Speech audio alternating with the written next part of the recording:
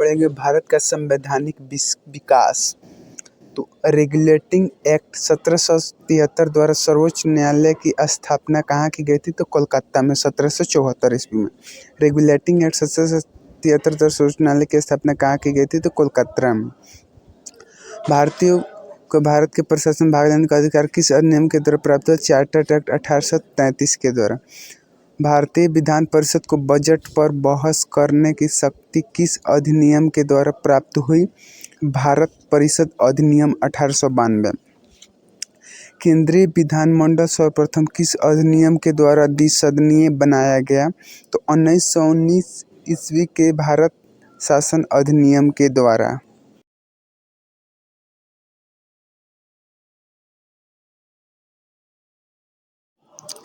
केंद्रीय विधानमंडल सर्वप्रथम किस अधिनियम के द्वारा द्विसदन बनाया गया? तो 1919 के भारत शासन अधिनियम के द्वारा।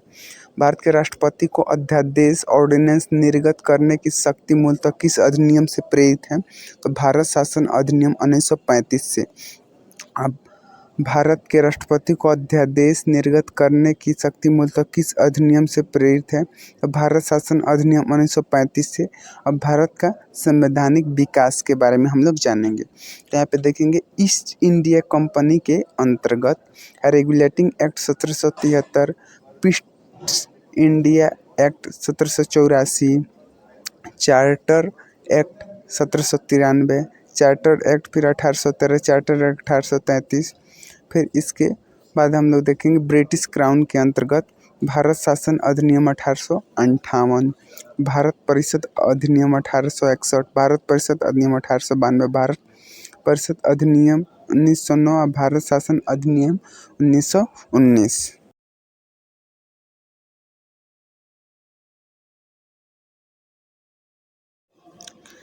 अब यहाँ देखेंगे केंद्र में द्वैध शासन व्यवस्था यानी कि डायरकी सिस्टम किस अधिनियम के द्वारा लागू की गई थी? तो भारत शासन अधिनियम 1919 के द्वारा लागू की गई थी। केंद्र में द्वैध शासन व्यवस्था डायरकी सिस्टम अधिनियम लागू की गई थी भारत शासन अधिनियम 1919 में।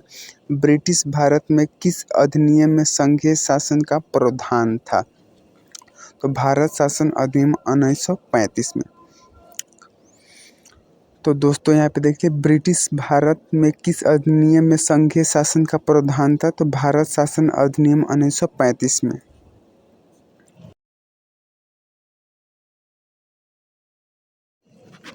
तो अब यहाँ पे देखते हैं अखिल भारतीय संघ स्थापित करने का प्रावधान किस अधिनियम में किया गया था?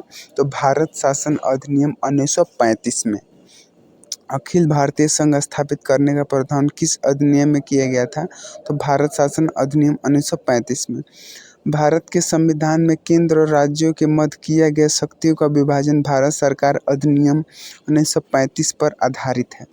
भारत के संविधान में केंद्र और राज्यों के मध्य किया गया शक्तियों का विभाजन भारत सरकार अधिनियम 1935 पर आधारित है। एक निर्वाचित संविधान सभा द्वारा भारत के संविधान का निर्माण करने का प्रस्ताव किसके द्वारा दिया गया था?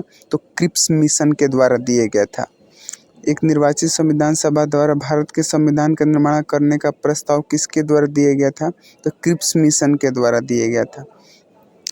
अब यहाँ पे देखिए भारतीय संविधान सभा का गठन किसके अंतर्गत किया गया था? तो कैबिनेट मिशन 1946 के अंतर्गत। भारतीय संविधान सभा का गठन किसके अंतर्गत किया गया था? तो कैबिनेट मिशन 1946 के अंतर्गत। कैबिनेट मिशन द्वारा प्रस्तुत योजना के अनुसार संविधान सभा के प्रांतों से संबंधित निर्वाचन किस अनुच्छेद में है? कैबिनेट मिशन द्वारा प्रस्तुत योजना के अनुसार संविधान सभा द्वारा प्रांतों का निर्वाचन किस अनुच्छेद में है? तो यहाँ पे आप लोग देख सकते हैं किस अनुपात में? तो 10 लाख की जनसंख्या पर एक सदस्य। भारतीय संविधान का निर्माण करने वाले संविधान सभा के सदस्यों का चुनाव किसके द्वारा किया जाता है? तो विभिन्न प्रांतों की विधानसभाओं के द्वारा। भारतीय संविधान का निर्माण करने वाली संविधान सभा के सदस्यों का चुनाव किसके द्वारा किया गया था? तो विभिन्न प्रांतों की विधानसभाओं के द्वारा। अब यहाँ पे हम देखें अंतरिम सरकार यानी कि 1946 में, जिसके सदस्य और विभाग तो जवाहरलाल नेहरू राष्ट्रमंडल संबंध तथा विदेशी मामले, जवाहरलाल नेहरू राष्ट्रमंडल संबंध तथा विदेशी मामले, सरदार वल्लभ भाई पटेल गृह सूचना एवं प्रसारण, सरदार वल्लभ भाई पटेल गृह सूचना एवं प्रसारण, डॉक्टर राजेंद्र प्रसाद खाद्य एवं कृषि, जॉन मथाई उद्योग एवं नागरिक आपूर्ति, जॉन मथाई उद्योग एवं नागरिक आपूर्ति, जगजीवन राम के श्रम, जगजीवन राम श्रम, सरदार बलदेव सिंह रक्षा, सरदार बलदेव सिंह रक्षा, लियाकत अली खान वित्त, लियाकत अली खान वित्त, सी राजगोपालाचारी शिक्षा एवं कला, सी राजगोपालाचारी शिक्षा एवं कला। यहाँ पे नोट्स में इम्पोर्टेंट नोट्स आप लोग देख लीजिए, ये लोग इसको आप नोट डाउन करते रहिए। भारत शासन अधिनियम 1919 की समीक्षा के लिए वर्ष 1927 में साइमन कमीशन का गठन किया गया था। ये वेरी इंपॉर्टेंट है, एनसीईआरटी का के आधार पर बनाया गया है। आप लोग नोट डाउन करते रहिए। भारत शासन अधिनियम 1919 की समीक्षा के लिए वर्ष 1927 में साइमन कमीशन का गठन किया गया था।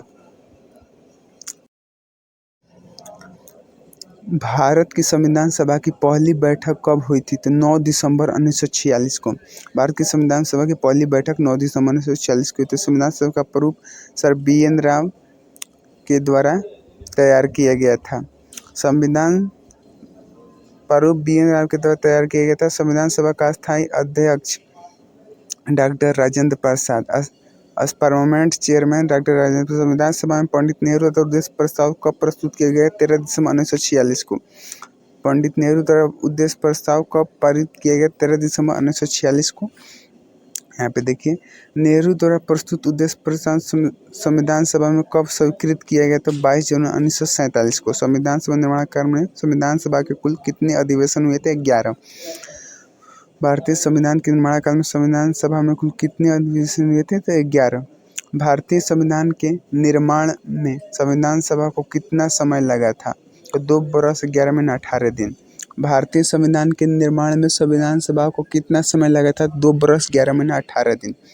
भारतीय संविधान सभा के संवैधानिक सलाहकार कौन थे? Sir BN Rao. भारतीय संविधान सभा के संवैधानिक सलाहकार सर BN राव थे। भारत की संविधान सभा ने वर्तमान रूप में राष्ट्रीय ध्वज को कब अपनाया? तो 22 जुलाई 1947 को। भारत की संविधान सभा ने वर्तमान रूप से राष्ट्रीय ध्वज को कब अपनाया? तो 22 जुलाई 1947 को। संविधान सभा की प्रथम बैठक की अध्यक्षता डॉक्टर सच्चिदानंद सिन्हा अस्थायी अध्यक्ष ने की थी। डॉक्टर अस्थायी अध्यक्ष ने की थी।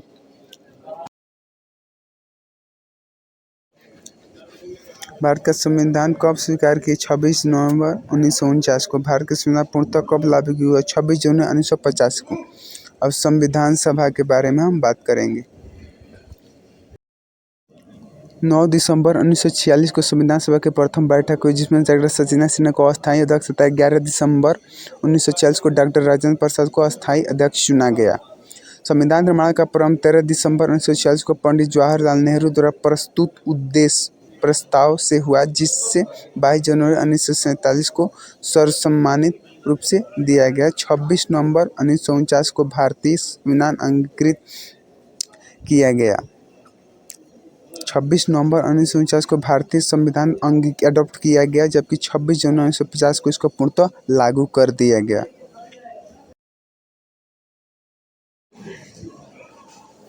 चलिए हम चलते हैं, आप लोग नोट डाउन करते रहें। वेरी इंपॉर्टेंट क्वेश्चन है, एग्जाम के व्यू से मैं आप लोगों को बताने जा रहा हूँ। बहुत ही इंपॉर्टेंट क्वेश्चंस हैं जो भी मैं बताने जा रहा हूँ। यहाँ पे देखिए, 26 नवंबर 1949 को भारतीय संविधान किसके द्वारा अधिनियमित किया गया था?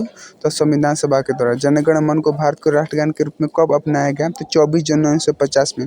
भारत सरकार द्वारा अशोक स्तंभ को राष्ट्रीय चिन्ह के रूप में अंकित किया गया 26 जनवरी 1950 को। संविधान सभा को सलाहकार समिति के अध्यक्षता सरदार वल्लभ भाई पटेल ने की थी। प्रमुख शक्तियाँ उनके अध्यक्ष: संघ शक्ति समिति पंडित जवाहरलाल नेहरू, संघीय संविधान समिति पंडित जवाहरलाल नेहरू, प्रांतीय संविधान समिति पंडित सरदार वल्लभ भाई पटेल, प्रारूप समिति डॉक्टर भीमराव अम्बेडकर, मौलिक अधिकार समिति परामर्श सरदार वल्लभ भाई पटेल, प्रक्रिया नियम समिति डॉक्टर राजेंद्र प्रसाद, संचालन समिति doctor Rajendra Prasad, doctor BR Ambedkar की अध्यक्षता में संविधान सभा के प्रारूप समिति के 6 अन्य N Rajagopalachari, BL Mishra, Alladi Krishnaswami Ayyar, Syed Mohammad Saadullah, DN विखेतान। संविधान सभा ने डॉक्टर BR अम्बेडकर की अध्यक्षता में प्रारूप समिति गठन किया गया था। 1947 को डॉक्टर BR अम्बेडकर निर्वाचित प्रेसिडेंसी से बम्बई प्रेसिडेंसी, पहले बंगाल प्रेसिडेंसी था 1946 से 1947 तक। अब यहाँ पे आप लोग नोट डाउन करते रहे, वेरी इंपॉर्टेंट क्वेश्चन है जो किताब के माध्यम से मैं आप लोग को बताने जा रहा हूँ। आप लोग नोट डाउन करते रहे और मेरे चैनल को सब्सक्राइब कीजिए। अब भारत का संविधान मूलतः 2 भाषाओं हिंदी तथा अंग्रेजी में लिखा गया था और सभी सदस्यों ने इन दोनों प्रतियों पर हस्ताक्षर किए थे।